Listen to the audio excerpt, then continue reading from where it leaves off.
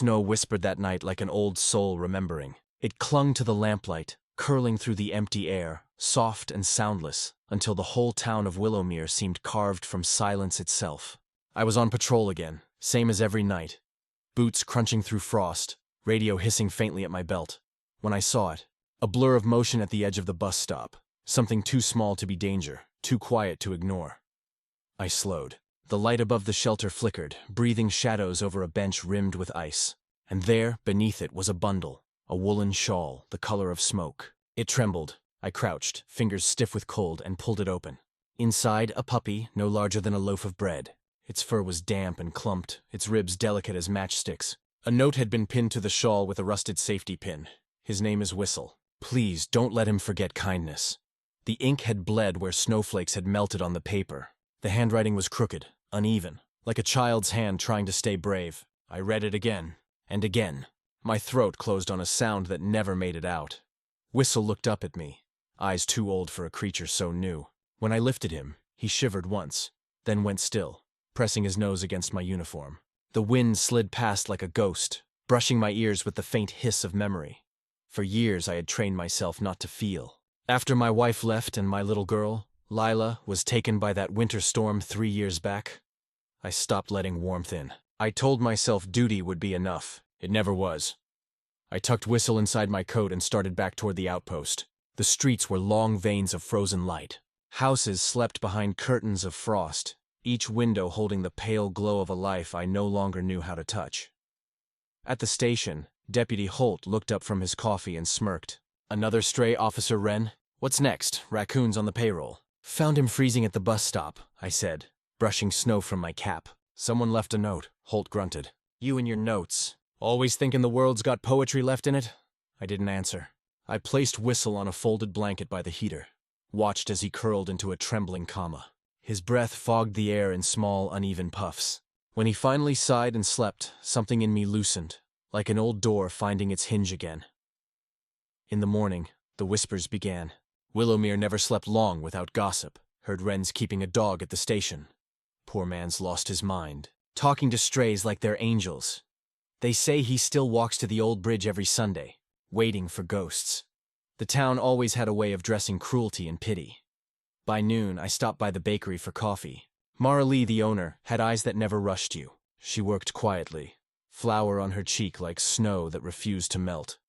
I heard, she said softly, sliding a paper cup across the counter. The puppy! Yeah, I hesitated. Someone left him in the cold. People leave all kinds of things when they can't carry the weight, she murmured. Sometimes even love.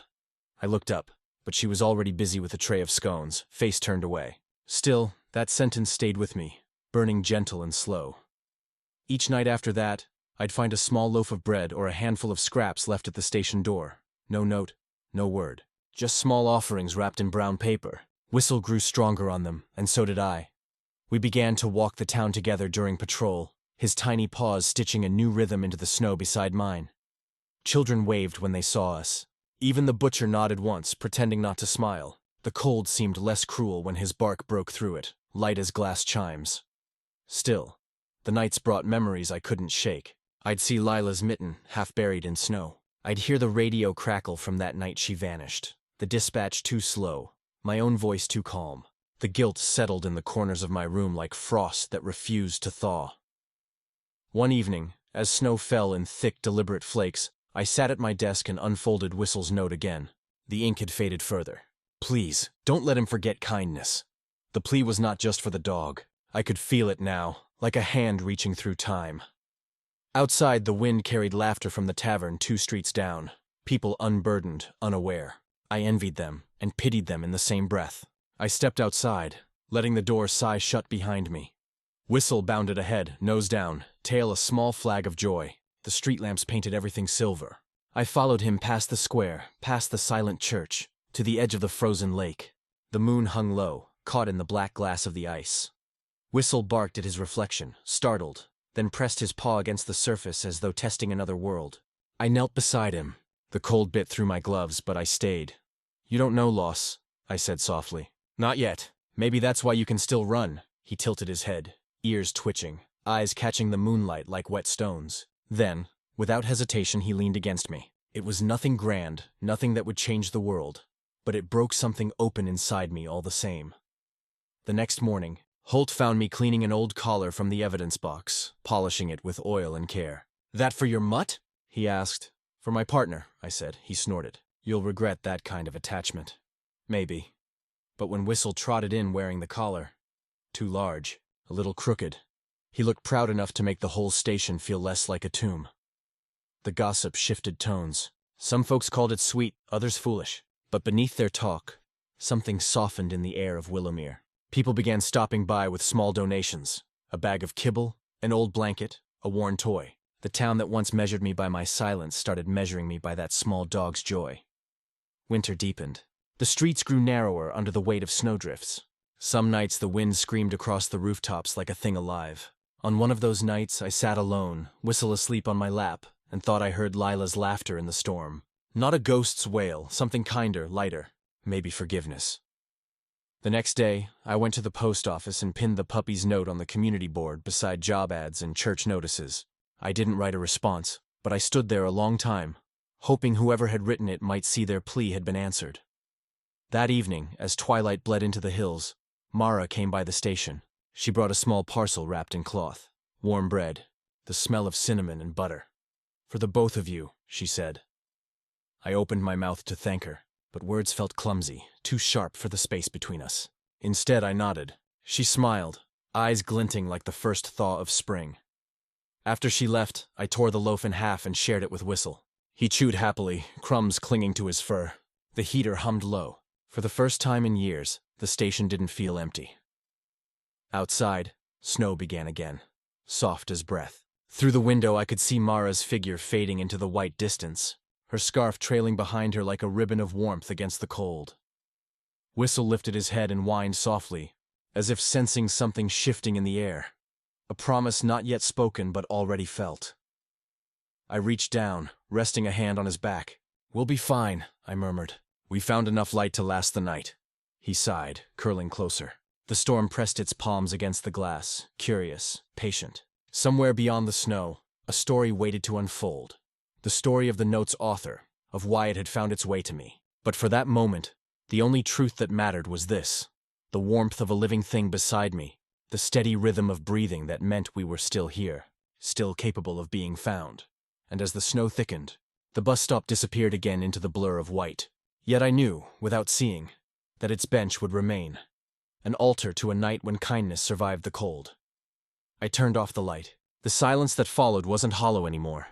It was full of memory, of promise, of something softly awakening in the dark. The world outside might have still been winter, but inside, in that small flicker of warmth, I felt the faint stirring of spring.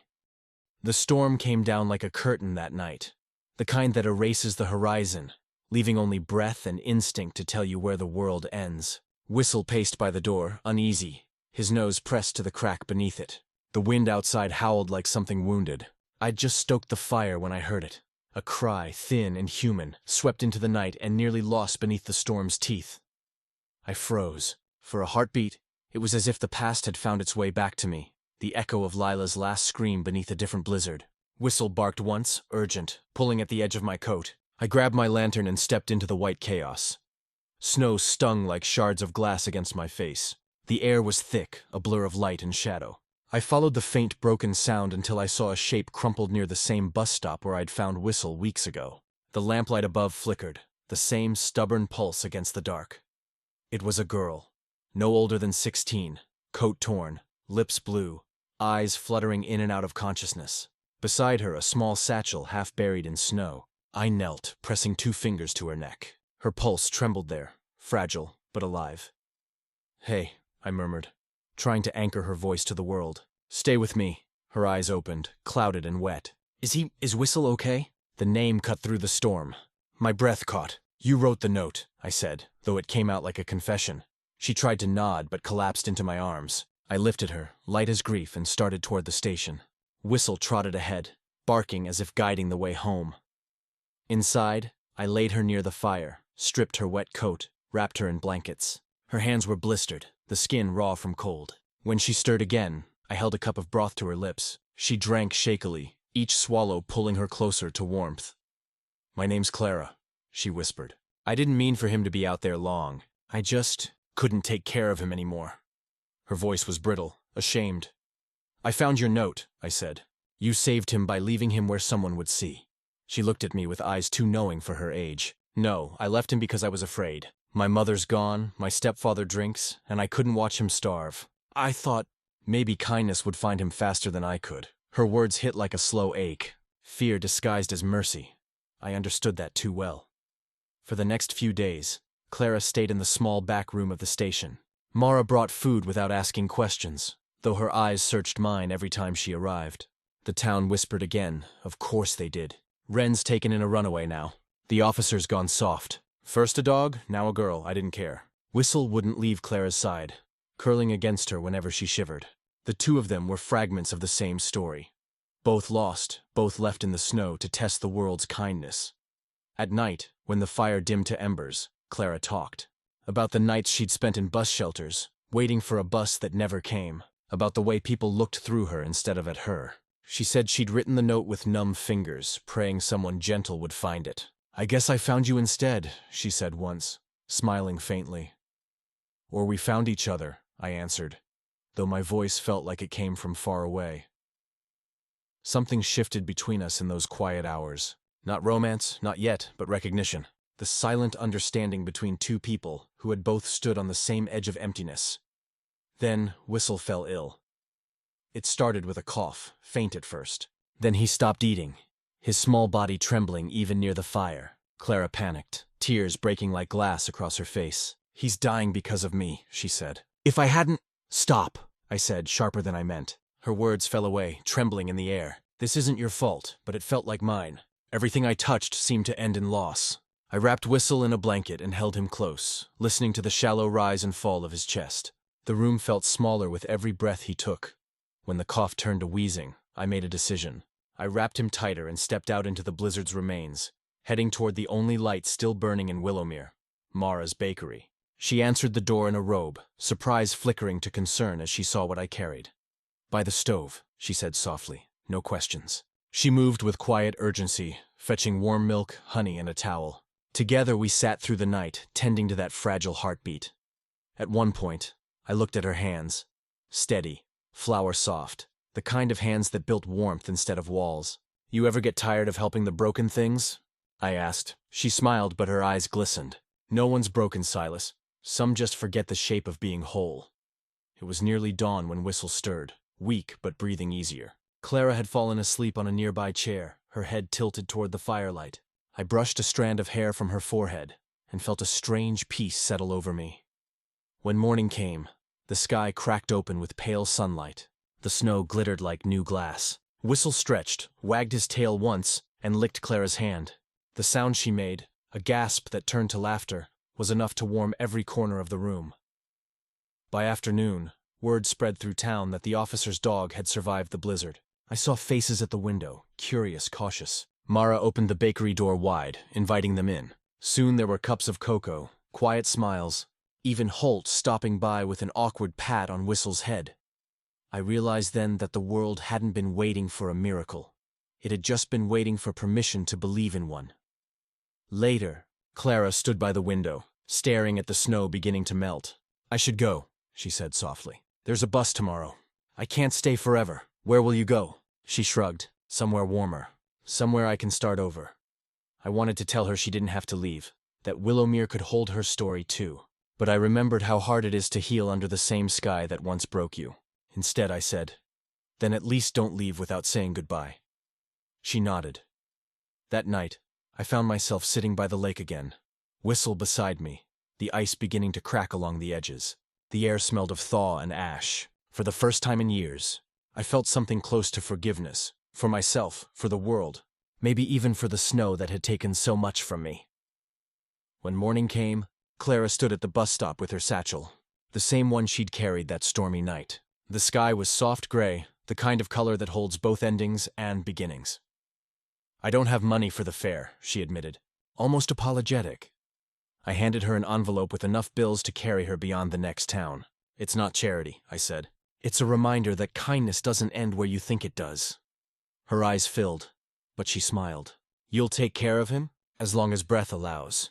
She knelt, kissed Whistle between the ears. He whined, pressing his paw to her hand as if trying to memorize it. The bus hissed to a stop. She looked back once, then disappeared behind the glass. The street was quiet again. The kind of quiet that doesn't wound anymore. Whistle trotted beside me, his tail cutting small arcs through the snow. The note still hung on the board at the post office. Yellowed, curling, but still there. Please, don't let him forget kindness. I no longer read it as a plea. It had become a vow. Weeks passed, and spring began to bleed through the edges of winter. The river thawed, the air smelled faintly of damp earth and bread from Mara's bakery. The town still gossiped, of course, it always would. But now their whispers carried warmth instead of cruelty. Wren's smiling these days. The girl's doing fine, they say, working down south. That dog of his must be part angel. One evening I found myself at the bus stop again. Whistle curled at my feet. The lamplight flickered, same as before. I closed my eyes and let the sound of the wind pass through me. Somewhere far off, I thought I heard laughter. Lila's, Clara's, maybe the world's. It no longer mattered which. I looked down at Whistle. We did all right, didn't we? He wagged once, slow and sure. The night stretched wide and gentle, the kind that holds no threat. Snow fell in faint spirals, catching the light as it drifted down. I realized that some stories don't end with grand gestures or thunderous revelations. They end with quiet survival, with the warmth of a creature breathing beside you, with the knowledge that the world, for all its cruelty, still leaves room for grace. If you're listening now, if winter's ever wrapped its hands around your heart, remember this. Love doesn't always arrive dressed as a miracle. Sometimes it shows up shivering, wrapped in an old shawl, waiting at a bus stop for someone brave enough to stop and see it. This was one of the whispered tales. If it found you in the cold, let it stay a while. And if it warmed you, even a little, subscribe and listen for the next story carried softly through the snow.